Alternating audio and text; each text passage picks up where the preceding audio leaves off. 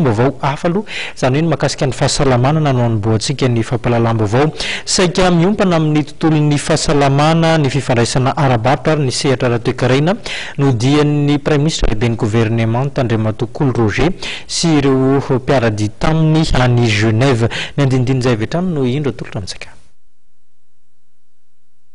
Ankoatra ny fanatrehana sy ny fandraisam-pitenenana teo anivon'ny fivorim-be iraisam-pirenena mikasika ny fahasalamana dia feno ny fandaharam-potoanan'ny Prime Ministre lehibe ny gouvernement ny Dr Coly Roger any Genève.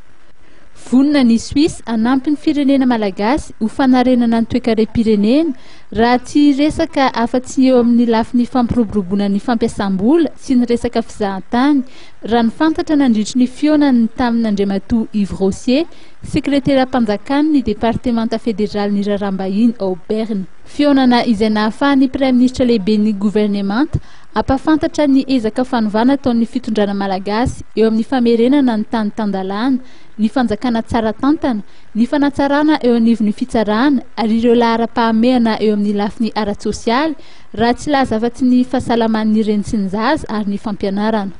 Nampanantena ry zareo Suisse fa hanampy amin'ny fampiarana ny politikan'ny fanjakana malagasy amin'ny resaka ady atao amin'ny kolikoly sy ny fangarahana eo amin'ny vola mivezivezy amin'ny resaka fitrandrahana arenan-kibon'ny tany.